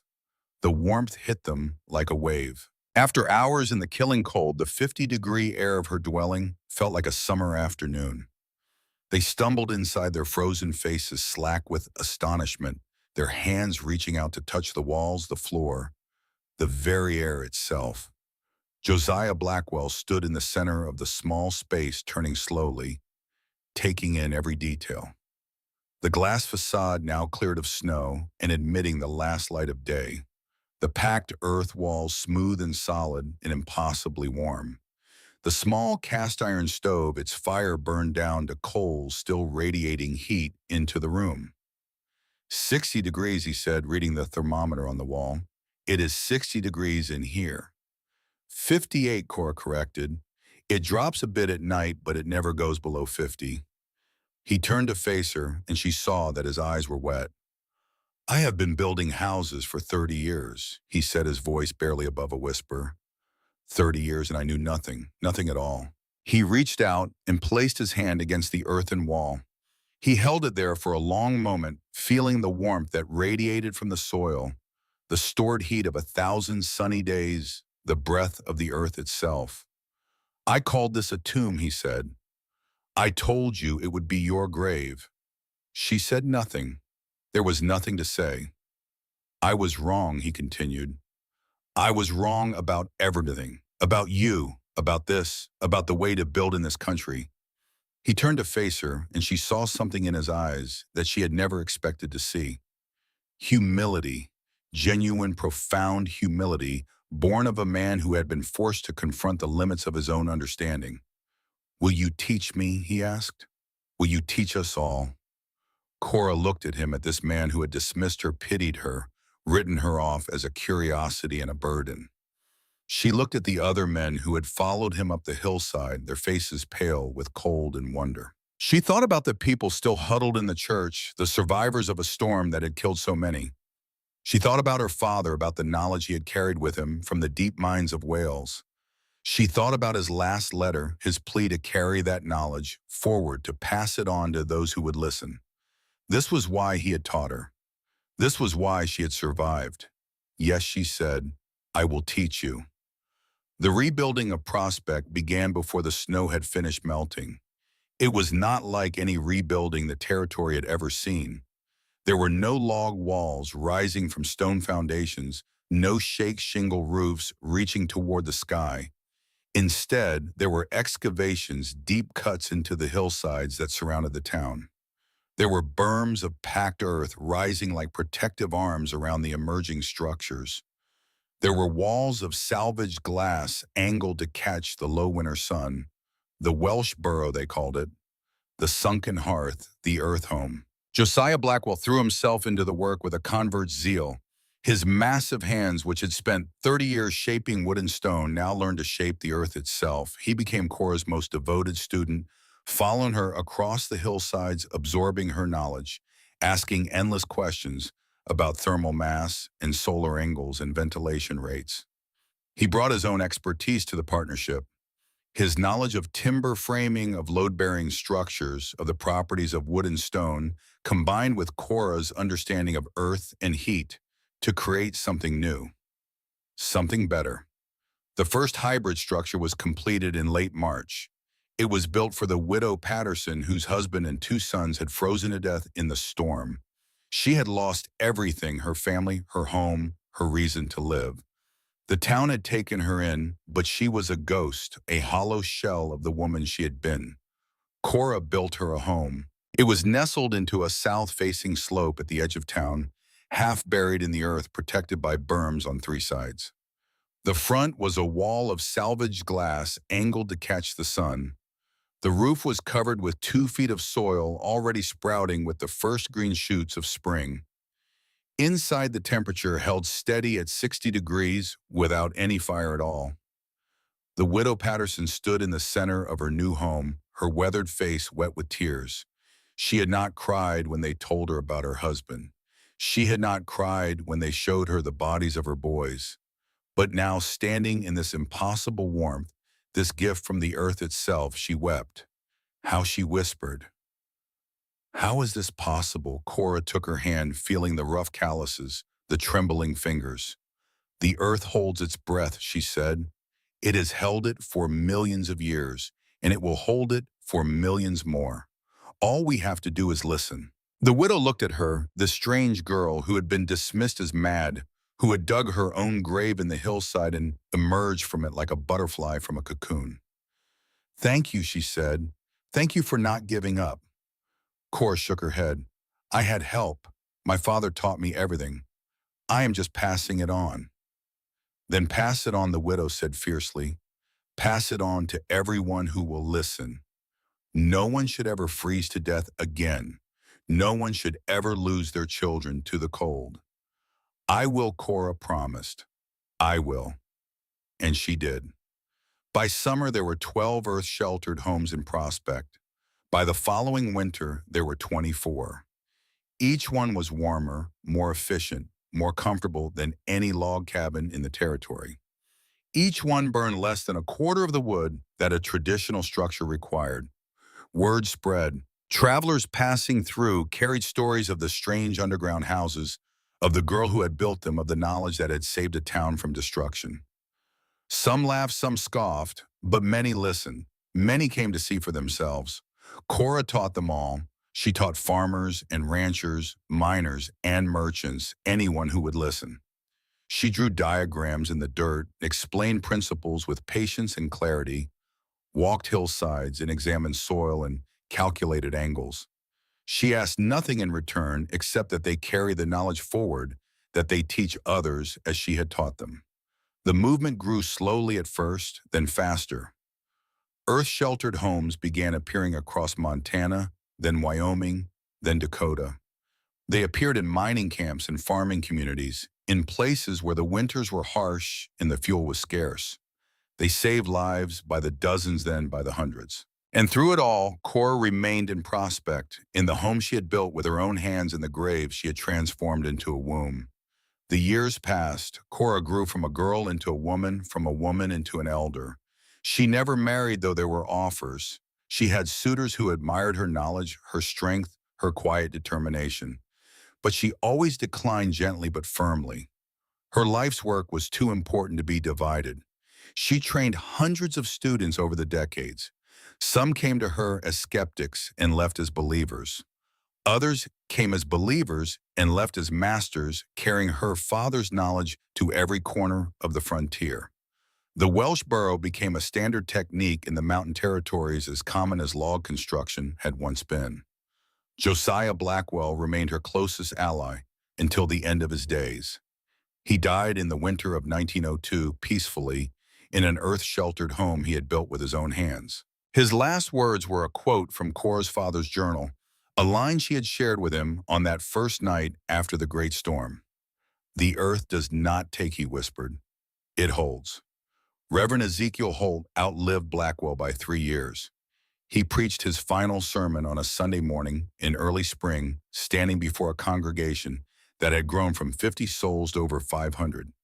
He spoke about faith, about perseverance, about the wisdom that comes from unexpected places. He spoke about Cora. She came to us as an orphan, he said, his voice thin but clear. We gave her worthless land and expected her to die. We called her mad. We called her foolish. We called her work a folly. He paused, letting the words hang in the air. We were the fools, he continued. She was the wise one. She listened when we refused to listen. She learned when we refused to learn. She built when we only knew how to burn. He looked out at the congregation, at the faces of people who owed their lives directly or indirectly to the knowledge that one grieving girl had carried up a hillside 40 years before. The earth holds its breath, he said. Cora Telfrin taught us how to share it. He died 3 days later in his sleep, in the warmth of an earth-sheltered rectory that Cora had helped him design. The story might have ended there with the passing of the old guard, with Cora settled into a quiet retirement in the home she had built as a teenager. But the world had other plans. In the spring of 1912, a traveler arrived in Prospect. He was a young man, perhaps 30, with the soft hands and pale complexion of someone who had spent his life indoors.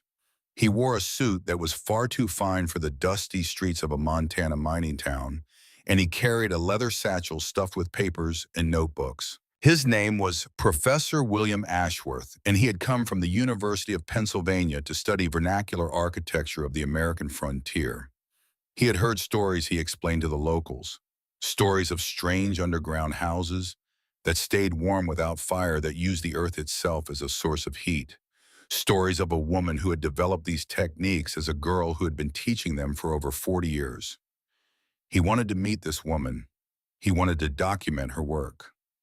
They directed him to the hillside at the edge of town, to the gentle mound of earth that had been there since 1887. They told him to look for the glass facade, to knock on the wooden door, to be patient if she was slow to answer. She was 73 years old, after all.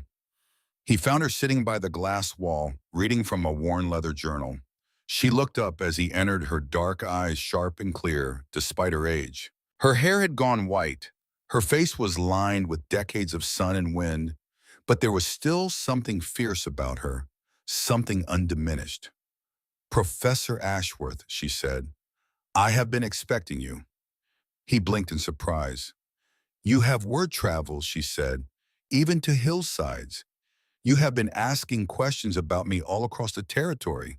He had the grace to look embarrassed. "I apologize if I have been intrusive. I am simply fascinated by what you have accomplished here. The principles you have developed, the techniques you have pioneered, they anticipate scientific concepts that are only now being formally studied." She smiled, a slow, knowing smile that transformed her weathered face. "I pioneered nothing," she said. "I only remembered what my father taught me, and his father taught him, going back generations. The knowledge is old, older than any of us can imagine." She gestured to the chair across from her, inviting him to sit. "But if you want to document it, I will not stop you. Perhaps it is time for this knowledge to be written down properly in a form that will survive when I am gone." He sat, pulling out his notebook and pencil with barely contained excitement. "Please," he said, "tell me everything." And so she did. She told him about her father, about the coal mines of Wales, about the constant temperature of the deep earth. She told him about the ship that brought them to America, about the dreams of silver that drew them to Montana, about the typhus that claimed her parents when she was 16. She told him about the land, the worthless hillside they had given her, expecting her to die. She told him about the journal, about the drawings and calculations, about the knowledge that had been passed down through generations of miners.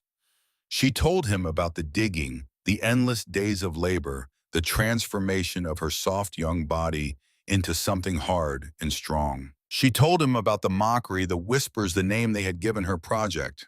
"Cora's folly," she said, and there was no bitterness in her voice, only a kind of fond amusement. "They were so certain I would fail." "But you did not fail," Ashworth said. "You succeeded beyond anyone's imagination." She shook her head. "I survived, that is all. The earth did the rest." She showed him the journal, her father's journal, the one she had carried with her since that terrible day at the gravesite. The leather was cracked and worn, the pages yellow with age, but the drawings were still clear, the calculations still legible. He studied it with reverence, turning the pages, slowly absorbing every detail.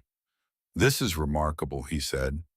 "The principles here, the understanding of thermal mass and passive solar heating, they are decades ahead of their time. How did your father know all this?" She smiled.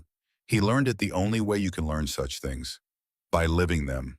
By going into the earth every day for 30 years and feeling its warmth, its constancy, its breath." She took the journal back, holding it against her chest as she had on that day so long ago. "The earth holds its breath, Professor. That is not poetry. It is physics. The earth does not care about winter or summer, about cold or heat. It simply exists at its own temperature in its own time. All you have to do is go deep enough and the seasons cease to matter." She looked out the glass wall at the valley spread before her, at the town she had helped to save. "We spend so much energy fighting the cold," she said. "We build our walls higher and our fires hotter, and we burn through forests of wood trying to hold back the winter. But it is a war we cannot win. The cold is patient. It is endless. It will wear down any wall we can build." She turned back to face him. "But if you stop fighting," she continued, "if you simply go below the battlefield, you find that there is no war at all. There is only warmth and stability and the slow breath of the earth that has been there since the beginning of time." Ashworth wrote furiously in his notebook, trying to capture every word. "I would like to include your story in my book," he said. "A book about vernacular architecture of the American frontier. Your work deserves to be known, to be studied, to be remembered." She nodded slowly. "If you think it will help, then write it. But do not make me a hero. I am not a hero. I am only a messenger passing on what was passed to me." She handed him the journal, pressing it into his hands. "Take this," she said. "Study it. Copy every page. Then return it to me before you leave. It is all I have left of my father." He took the journal with trembling hands, understanding the magnitude of what she was entrusting to him. "I will guard it with my life," he said. She smiled. "See that you do." Professor Ashworth spent 3 months in Prospect, documenting everything he could find. He measured the earth-sheltered homes, calculated their thermal properties, interviewed the people who lived in them. He photographed the construction techniques, the ventilation systems, the glass facades that captured the winter sun. And he sat with Cora day after day, listening to her stories, recording her knowledge, preserving the wisdom that had been passed down through generations. When he left, he carried with him enough material for 3 books. The first, published in 1915, was titled "The Earth's Embrace: Vernacular Architecture of the Montana Frontier." It included a full chapter on Cora Talfrin and the Welsh burrow technique, complete with diagrams and photographs and excerpts from her father's journal. The book was a modest success in academic circles. It was read by architects and engineers, by students of design and students of history.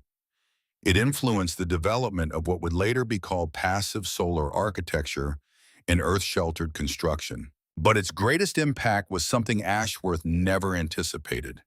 In 1973, during the oil crisis that sent fuel prices soaring, a young architecture student named Sarah Chen stumbled across a copy of The Earth's Embrace in a used bookstore in Philadelphia.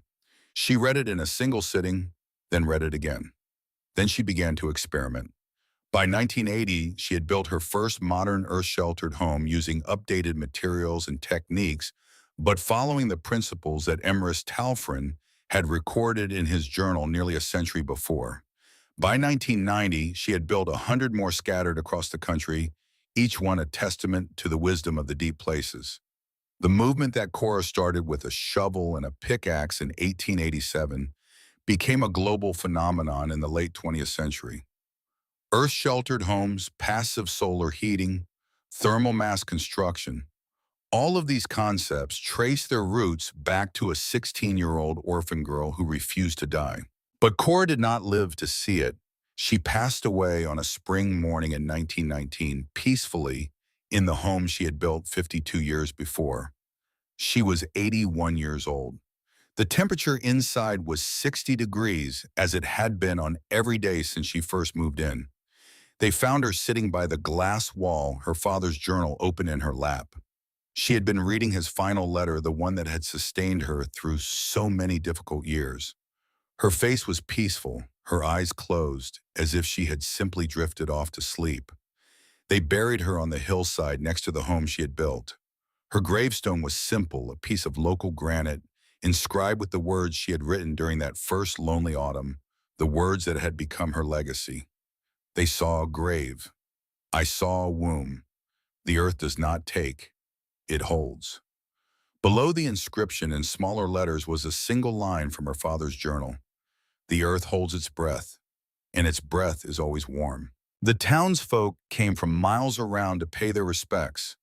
They stood on the hillside where she had labored, where she had been mocked and dismissed and written off as mad.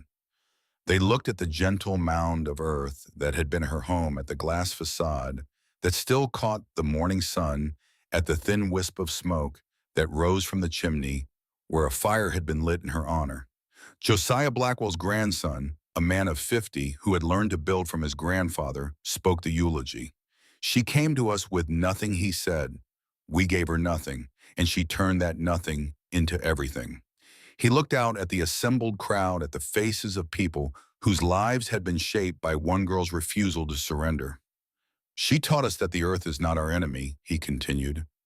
She taught us that we do not have to fight the cold, that we can simply go below it, into the warmth that has been there since the beginning of time. He paused, his voice thick with emotion. She taught us to listen, he said, and now we must teach others. He stepped back and the crowd began to disperse, each person carrying with them a piece of Cora's legacy. Some would go on to build earth-sheltered homes of their own. Some would teach their children the principles she had taught them. Some would simply remember, and in remembering, keep her alive. The earth held its breath. It had held it when she arrived a grieving orphan with nothing but a journal and a dream. It had held it through the great storm, through the years of teaching and building, through the quiet decades of her old age. And it holds it still. If you go to Prospect today, you will find her home still standing. The glass facade has been replaced twice, the door 3 times. But the structure itself, the excavation she carved from the hillside with her own 2 hands, that remains unchanged. The earth walls are as solid as the day she smoothed them. The temperature inside is 58 degrees winter and summer, year after year. It is a museum now maintained by the Montana Historical Society. Visitors come from around the world to see it, to stand where she stood, to feel the warmth that saved a town and changed the world. Above the door, carved into a piece of local timber, are the words that Professor Ashworth recorded on his last day in Prospect. They are the words that Cora spoke when he asked her what she wanted to be remembered for. I want to be remembered, she said, as someone who listened. The earth holds its breath. It held it for Emrys Talfrin in the deep mines of Wales. It held it for Cora on a hillside in Montana. It holds it for us today, if only we have the wisdom to listen. They called it folly. They called it madness. They called it a grave. She called it home. And she was right.